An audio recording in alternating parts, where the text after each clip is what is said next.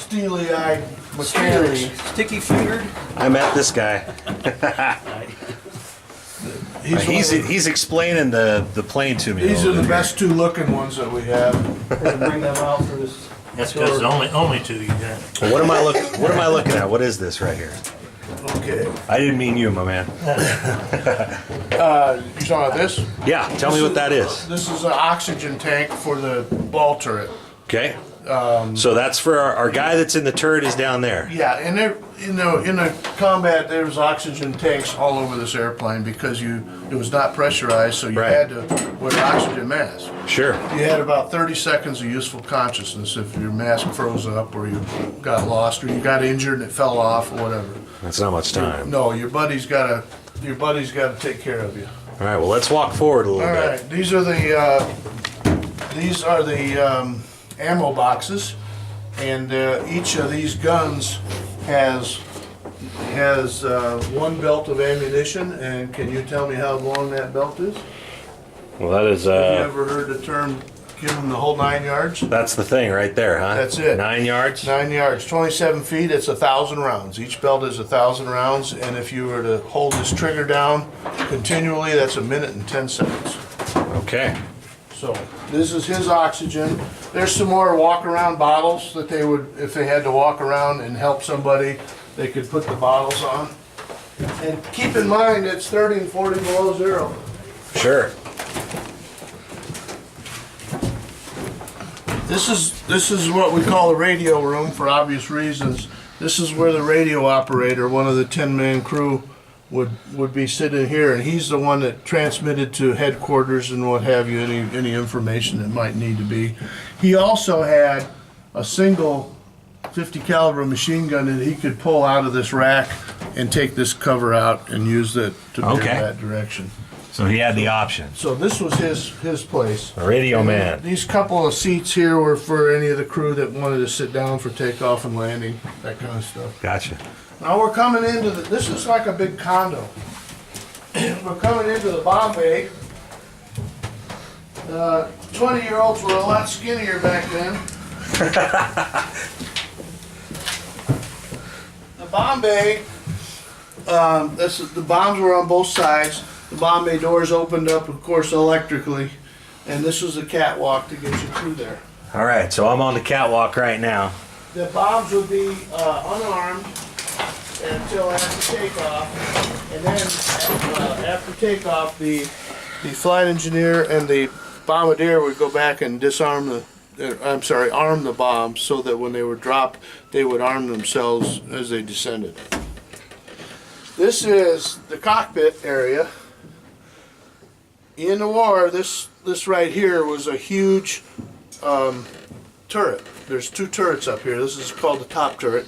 And it was like he had a little bicycle seat that he would sit on, so he'd be up higher, up here to look.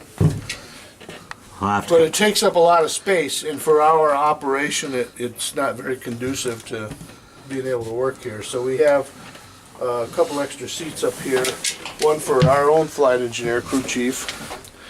So this is the top turret. This is when you get going today, Rick. Yeah. Make it a point to get up on here, hold on to this right here, and just stand here and look at the tail. Check it out. It's an awesome view. Okay. You got it. So the pilots sit here, obviously. So this is where we are.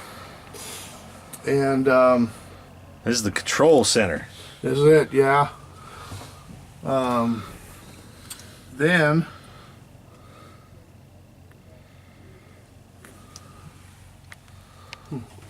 Then what we do is we go down here. So when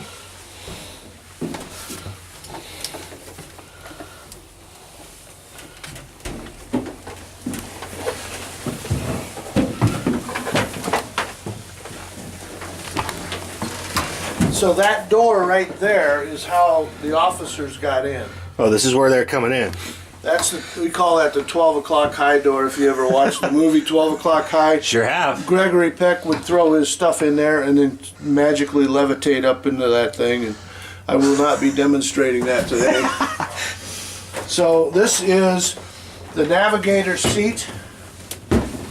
and he would have his navigating charts out and figure out, and he'd be talking back and forth to the crew of what they had to do. And this is his seat. And you can actually, I mean, it's amazing that you can almost stand up in here. Sure you once you're can. past Just that. about. This is the bombardier's chair. It swivels around. It is a stupid little chair. But you can come up here and sit on it if you'd like.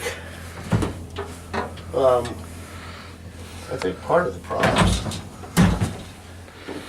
it keeps losing its adjustment.